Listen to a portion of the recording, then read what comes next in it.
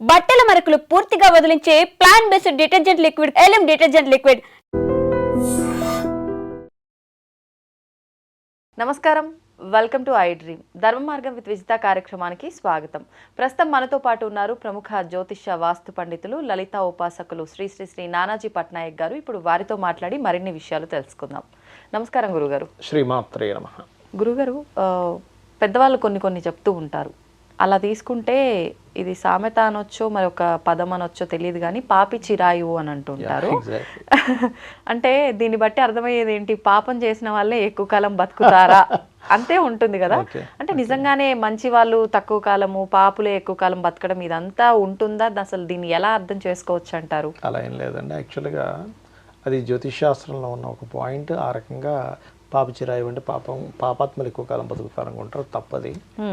పాపగ్రహం అందులో పర్టికులర్గా శనిగ్రహం అష్టమ స్థానంలో ఉంటే దీర్ఘాయుద్ధాయాన్ని ఇస్తాడు. అది రూల్ యాక్చువల్గా. పాపగ్రహాలు శుభగ్రహాలు ఉంటాయి. అందులో పర్టికులర్గా sun, Mars, Ketu, Rahu, Saturn, ఈ 5 పాపగ్రహాలు. గురువు, శుక్రుడు, బుధుడు, పూర్ణచంద్రుడు వీళ్ళందరూ శుభగ్రహాలు. క్షీణచంద్రుడు పాపగ్రహం కిందకు వస్తాయి. ఇప్పుడు ఇందులో పాపగ్రహాల్లో అన్నిటికంటే ఆయుద్ధాయాన్ని ఇచ్చే గ్రహం ఏది అంటే శని. శని భగవానుడు ఆయుష్కారకుడు, కర్మకారకుడు అని చెప్తూ ఉంటారు. ఆయన కనుక అష్టమంలో ఉంటే, అష్టమాధిపతి పాడవకపోతే ఖచ్చితంగా ఆయుష్ పెరుగుతుంది. పాపి చిరాయువు ఆయుష్నిచ్చేవాడు పాపగ్రహం ఇస్తుందని అర్థం. ఓకే. అది వీళ్ళు ఏం చేశారంటే ఆఖరికి అది ఎక్కడికి వచ్చేసిందంటే, పాపం చేసేవాడు ఎక్కువ కాలం బతుకుతాడు, మంచి చేసేవాడు తక్కువ కాలం బతుకుతారు అన్నం వచ్చేసింది. తప్పది, పూర్తిగా రాంగ్ అది. ఓకే. అంటే గ్రహం అది పాపగ్రహం కాబట్టి ఆ గ్రహం వల్ల మనకు ఒక చిన్న ఎగ్జాంపుల్ చెప్తా చూడండి. శ్రీరామచంద్రమూర్తి ధర్మో విగ్రహమాన్ ధర్మ అంటాడు. మరి శ్రీరామచంద్రమూర్తి ఎంతకాలం బతికాడు? 11,000 సంవత్సరాలు భూమి మీద తిరిగాడు ఆయన. అంతే కదా. శ్రీకృష్ణ పరమాత్మ 120 ఇయర్స్, అప్పట్లో 120 ఇయర్స్కే ఇదయ్యేది ఉన్నాడు ఆయన. మరి అట్లా అంటే అదేంటంటే అది పాపుడు అయినంత మాత్రాన ఎక్కువ కాలం బతుకుతాడని. ఇప్పుడు భీష్మాచార్యులు వారు ఉన్నారు, ఎంతకాలం బతికాడు. మరి చిరంజీవి అంటాం ఆంజనేయ స్వామిని, మరి ఆయన పాప. చిన్న ఎగ్జాంపుల్ చెప్తున్నా. పాప చిరాయువు అయితే మరి చిరాయువుగా చిరంజీవిగా ఉండే వాళ్ళందరూ పాపాత్ములై ఉండాలి. అది తప్పు కాన్సెప్ట్ అండి. పాపగ్రహానికి కనుక ఆయుష్ స్థానాలు కనుక వస్తే ఎక్కువ కాలం బతుకుతారు. దాని రూల్ అనమాట. ఆస్ట్రాలజికల్ రూల్ని తీసుకొచ్చి దీన్ని వక్రించి పాప చిరాయువు అంటే పాపాత్ముడు ఎక్కువ కాలం బతుకుతాడని పెట్టేశారు. ఎంత మార్పు చూడండి. సంబంధం లేకుండా సంబంధం లేని విషయం. కానీ మారిపోయింది ఇదంతా ఓకే. కానీ నిజంగా కూడా మనం నిత్య జీవితంలో గనక గమనిస్తే కొంచెం మంచి వాళ్ళే ఎక్కువగా ఇబ్బంది పడుతున్నట్టు, వాళ్ళే తొందరగా కాలం చేస్తున్నట్టు, కొంచెం అంటే అగ్రెసివ్గా ఉండి ఇలా కుళ్ళు కుతంత్రాలతో ఉండే వాళ్ళకే రోజులు బాగున్నట్టుగా మనం కళ్ళకు కట్టినట్టుగా చూస్తాము. మరి ఇదెలా? మంచి వాళ్ళు మనసుకి దగ్గరగా ఉంటారండి. యాక్చువల్గా వాళ్ళు చనిపోయేసరికి మనకి చాలా బాధగా అనిపించాయి. అయ్యో చాలా మంచివాడు అండి, 50 ఇయర్స్కే చనిపోయారు, 40స్కే చనిపోయారు, చిన్న వయసులో చనిపోయారు అంటూ ఉంటాం. బట్ ఇక్కడ ఏంటంటే ఆస్ట్రాలజీ ఏం చెప్తుంది అంటే, వాళ్ళకి ఆయుష్ స్థానం బాగోకపోతే అది మంచివాడ చెడ్డవాడ సంబంధం లేదు, వాళ్ళు మరణిస్తారు అంతే. ఇప్పుడు అలా అంటే ఇప్పుడు కేవలం సాధనా మార్గంలో ఉంటారు కొంతమంది. హిమాలయాల్లో 1000-1500 సంవత్సరాలు బతుకుతుంటారు. వాళ్ళందరూ పాపులు అని అర్థమా? మీకు ఈ మధ్య కూడా మనం చూస్తుంటాం. ఒక ఆయన 123 ఇయర్స్ సాధన మార్గంలో మనం చూడలో. మరి 123 ఇయర్స్ ఆయన ఎట్లా ఉన్నాడండి? అసలు మనం 60 ఇయర్స్ అనుకుంటాం మహా అంటే ఆయన చూస్తే. మరి ఆయన పాప, ఆయన అన్ని చక్కటి పనులు చేస్తున్నాడు. కాబట్టి అది పూర్తి రాంగ్ కాన్సెప్ట్. ఒకటి, అష్టమ స్థానం ఎలా ఉంది, థర్డ్ హౌస్ ఎలా ఉంది అంటే మోడ్ ఆఫ్ డెత్ అంటాం. థర్డ్ హౌస్ ఎట్లా ఉంది, 8th హౌస్ ఎట్లా ఉంది. వాళ్ళకి బాలారిష్ట దోషాలతో చిన్న వయసులో చనిపోయే యోగాలు ఏమైనా ఉన్నాయి 8 ఇయర్స్ లోపల, దాన్ని బాలారిష్ట దోషాలు అంటారు. గండాంతర నక్షత్రాలు అని ఉంటాయి.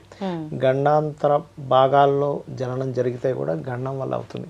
అయితే దీని గురించి మనం చూసి భయపడాల్సిన పని ఏం లేదు. ఇప్పుడు ఎగ్జాంపుల్ ఎవరికైనా ఇప్పుడు గండం ఉంది అనుకోండి, ఉదాహరణకి నాకేసే తీసుకుంటాం. నాకు యాక్చువల్లీ గండం ఉండేది, గడిచిపోయింది.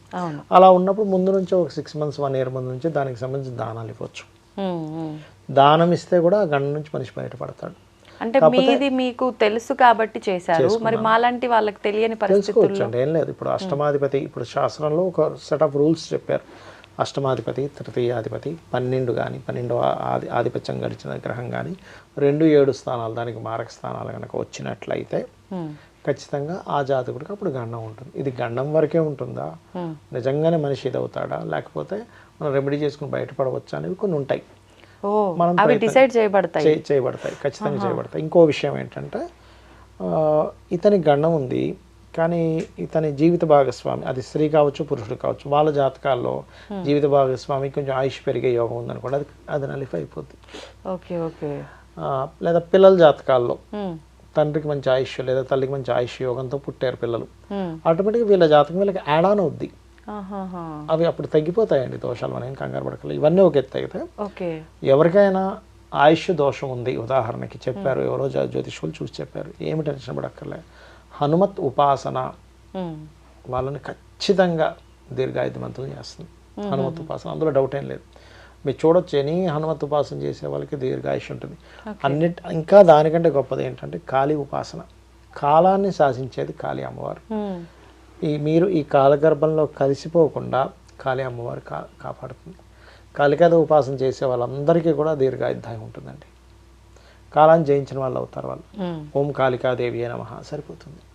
లేదు మీరు మంచి మంచి గురువుల దగ్గర మీరు తీసుకుంటారు, ఏదైనా బీజాక్షరాలతో మంత్రం తీసుకొని కూడా చేయొచ్చు.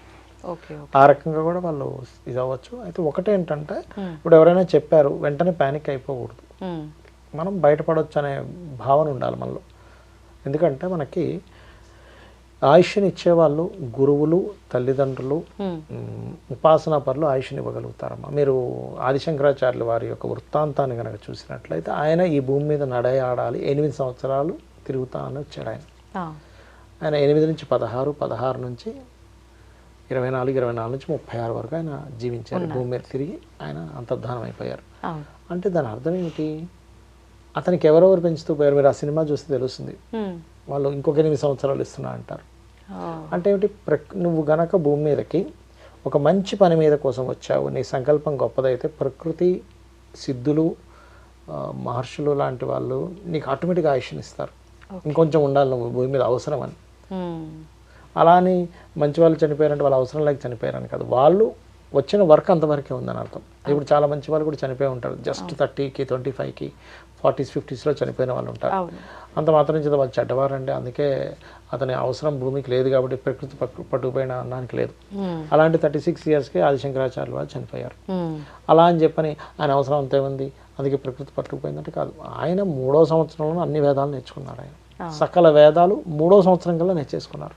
కానీ అట్లా అంటే ఆయన మీరు అన్నట్టుగా ఒక పర్పస్ మీద వచ్చారు కాబట్టి సాధ్యపడదు కదా అంత చిన్న వయసులో. అది శంకరు, సాక్షాత్ శంకరుడి యొక్క అంశ కదండి ఆయన వచ్చింది. ఆయన ఏంటమ్మా మనకి సౌందర్యలహరి రాసింది కూడా, ఆయన వెళ్ళి డైరెక్ట్గా ఆ 5 లింగాలు, శివుడి దగ్గర 5 లింగాలు తీసుకున్నారు. ఆ సౌందర్యలహరి మొత్తం ఆయన దగ్గర తీసుకుని వస్తుంటే మధ్యలో నందీశ్వరుడు అడ్డుపడి ఆవిడికి ఏముందులో ఇస్తుంది, ఇన్ని అవసరం లేదు లేని అందులో సగం తీసుకుని సగం చేతిలో పెట్టాడు ఆయనకి.